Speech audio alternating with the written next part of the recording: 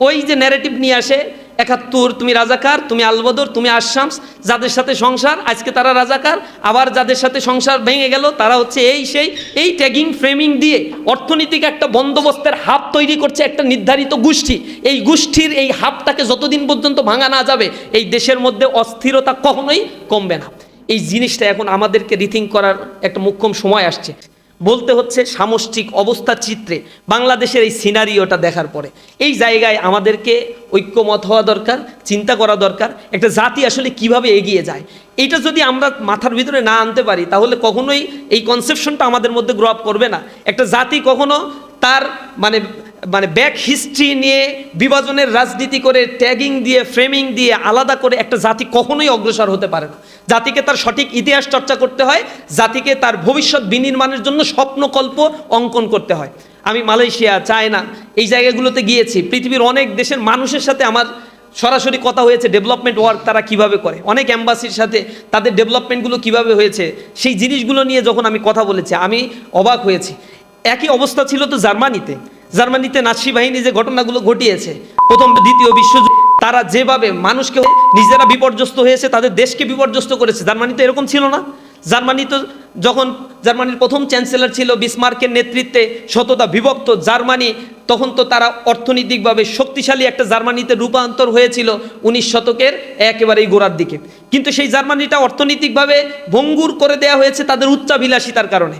দেখেছে সবাই কলোনি স্থাপন করে, আমারও কলোনি স্থাপন করতে হবে। বিসমার্কের কথা না শুনে তখন জার্মানির যিনি রাজা ছিলেন তার নেতৃত্বে যে হত্য বা বিশ্বযুদ্ধ চালানোর যে পায়তারা বা যে পরিকল্পনা তারা করেছিল, জার্মানি প্রথম বিশ্বগ্রস্ত হয়েছে, মাথা উঁচু করে দাঁড়িয়েছে। দ্বিতীয় বিশ্বযুদ্ধে মারাত্মক লেভেলের ক্ষতিগ্রস্ত হয়েছে, এরপরে জার্মানি আবার মাথা উঁচু করে দাঁড়িয়েছে, কারণ তার অ্যাম্বিশন আছে, সে ভবিষ্যৎ নিয়ে ভাবে। জাপানের অবস্থা কি ছিল দ্বিতীয় যুদ্ধে? পারমাণবিক অবস্থা একবার ভঙ্গুর করে ফেলা হয়েছিল। অল্প কিছুদিনের ব্যবধানে সেই জাপান অর্থনৈতিক দিক থেকে আজ পৃথিবীতে নেতৃত্ব দান করছে। সিঙ্গাপুরের কাছে যান, তাইওয়ানের কাছে যান, মালয়েশিয়ার কাছে যান, হংকংয়ের কাছে যান, এই দেশগুলো, ল্যাটিন আমেরিকার দেশগুলো, বাল্টিক অঞ্চলের দেশগুলো কী কারণে সমৃদ্ধির চূড়ায় আরোহণ করছে? কারণ তার জাতিকে সে সামনের দিকের সুশাসন শিখিয়েছে, সামনের অর্থনৈতিক বন্দোবস্ত শিখিয়েছে, জনগোষ্ঠীকে ইম্পাওয়ার্ড করেছে তারা। এই এম্পাওয়ারমেন্টের জায়গা থেকে আমাদেরকে এখন ভাবতে হবে যে আমার জাতি আসলে কোথায় আমাকে শুভঙ্করের ফাঁকি দিচ্ছে, আমার লিডারশিপ কোথায় আমাকে শুভঙ্করের ফাঁকি দিচ্ছে, কি ঘুম পাড়ানির মাসি পিসি বলে আমাদেরকে ঘুম পাড়িয়ে রেখে নিজেদের অর্থনৈতিক বন্দোবস্ত তারা করতে চাচ্ছে। আর রাজনৈতিক বয়ানের মধ্য দিয়ে অর্থনৈতিক ফায়দা হাসিলের কূট কৌশল এই বাংলাদেশের দীর্ঘ 54 বছরের একটা বস্তাপচা কৌশলের অংশ হিসেবেই তারা এই কাজগুলো করছে। এখন আমাদেরকে এইগুলো বিবেচনা নেওয়ার সময়, এবং আমি বোধ করি বর্তমান তরুণ প্রজন্ম এই ব্যাপারে অ্যালার্ট হয়েছে, সতর্ক হয়েছে, তাদের অধিকারগুলো তারা বুঝে নেয়ার জন্য, এই স্বীকৃতিগুলো বুঝে নেয়ার জন্য যথেষ্ট সচেতন তারা হয়েছে। চোখে চোখ রেখে এখন কথা বলতে পারে, তারা এখন বুঝতে পারে তার অধিকারগুলো কি, এবং অধিকার নিয়ে কেউ ছিনিমিনে খেললে তার বিরুদ্ধে তারা অবস্থান নেয়, তাদের রায় তারা জানিয়ে দেয়। এই জন্য আমাদেরকে নিজ নিজ জায়গা থেকে এখন বোঝা উচিত আমাদের আসলে ক্রাইসিসটা এখন কোথায়। প্রথম ক্রাইসিসটা এই দেশের জন্য corruption. This is highly related with economic policy. Corruption যদি দূর করা না যায় তাহলে এই বাংলাদেশের মানুষ কোনো দিন স্বস্তি পাবে না, সম্পদের ডিসেন্ট্রালাইজ হবে না, পোলারাইজেশন হবে না। এই যে করাপশনের মাত্রা এমন, টিআইবি রিপোর্ট বলছে 2024 সালে যাদের উপরে হাউসহোল্ডের উপরে গবেষণা করা হয়েছে সেখানে 70% হাউসহোল্ড রেসপন্স করেছে যে তারা কোনো না কোনোভাবে সেবা খাতে সেবা নিতে গিয়ে, সরকারি সেবা নিতে গিয়ে করাপশনের শিকার হয়েছে তারা। এরপরে দ্বিতীয় হচ্ছে চিকিৎসা ক্ষেত্র। তারা যখন সেবা নিতে যাচ্ছে সেখানে চিকিৎসা ক্ষেত্রে সরকারি চিকিৎসা যারা নিচ্ছে তাদের 60% রেসপন্স করছে যে আমরা সরকারি সেবা নিতে গিয়ে ঘুষ দিতে হচ্ছে, টাকা দিয়ে আমার সরকারি সেবা নিতে হচ্ছে। সরকারি হসপিটালগুলোতে গেলে মনে হয় যে এতিমখানা একেবারে পড়ে আছে, বাংলাদেশের প্রচলিত এতিমখানার মতো, কোনো মান নাই, মর্যাদা নাই, মানবিকতা নাই, পড়ে আছে, তার সেবার মান নাই। হাসপাতালে গেলে হাইজিন মেনটেন করা হয় না, মানুষ অসুস্থ হয়ে শেষ হয়ে যাচ্ছে। অথচ জনগণের এটা কিন্তু একটা বেসিক নিডস। আমি এদেশের জনগণ, আমাকে সংবিধান স্বীকৃতি দিচ্ছে, আমার বেসিক নিডস হচ্ছে খাদ্য, বস্ত্র, বাসস্থান, শিক্ষা, চিকিৎসা। আমার এই জিনিসগুলো এই রাষ্ট্র এনশিওর করতে পারে নাই 54 বছর পরে এসেও। কেন স্বাস্থ্যের নিশ্চয়তা আমাকে দেয়া হচ্ছে না? কী কারণে এখন এইখানে একটা সিন্ডিকেট তৈরি করে রাখা হয়েছে? বেসরকারি হসপিটালগুলোর রমরমা ব্যবসাগুলো কারা তৈরি করে রাখছে?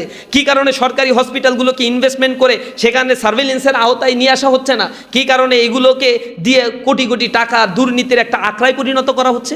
এই সেবা খাতে দুর্নীতির পরিমাণ টিআইবি হিসাব করছে, এই হিসাবটা মিনিমাম হিসাব। 10,000 কোটি টাকা নাকি পার ইয়ার এখানে করাপশন হচ্ছে। এত করাপশন কারা করছে? এই এই এই স্পিড মানিগুলো জনগণ দিচ্ছে। কোন জনগণ দিচ্ছে?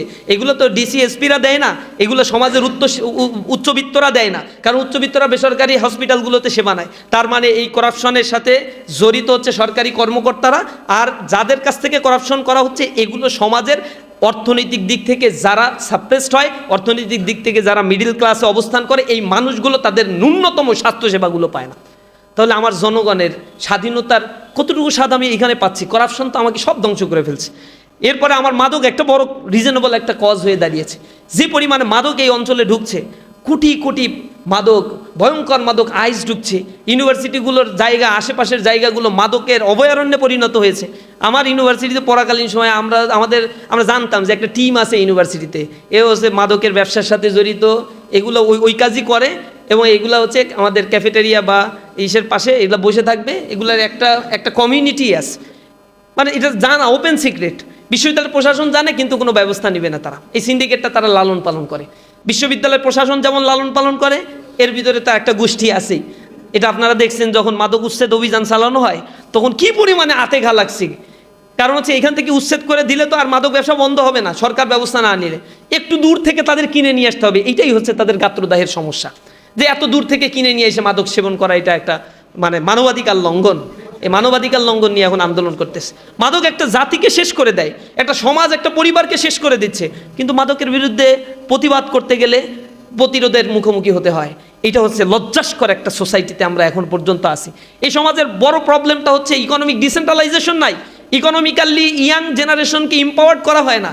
এখানে এডুকেশন একটা হিজিমনির মধ্য দিয়ে বড় করা হচ্ছে। এই হিজিমনিটা হচ্ছে একেবারে ভারতীয় হিজিমনির আদলে আমাদের ইকোনমিক সিস্টেমটাকে ডেভেলপ করা হয়েছে, আমাদের এডুকেশন সিস্টেমটাকে ডেভেলপ করা হয়েছে।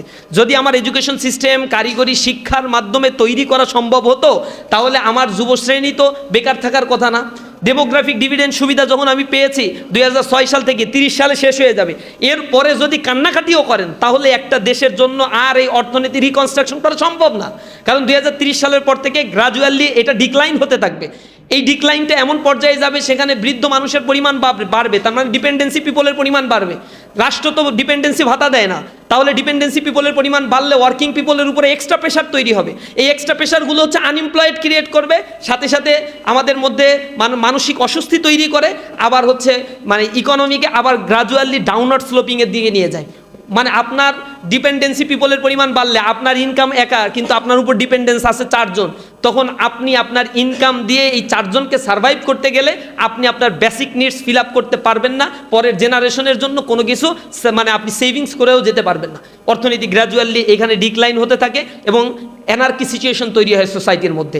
এই সোসাইটির মধ্যে তখন হচ্ছে নিম্নবিত্ত শ্রেণী মানে সন্ত্রাসকে বাছাই করে নেয়, লুটপাটকে বাছাই করে নেয়।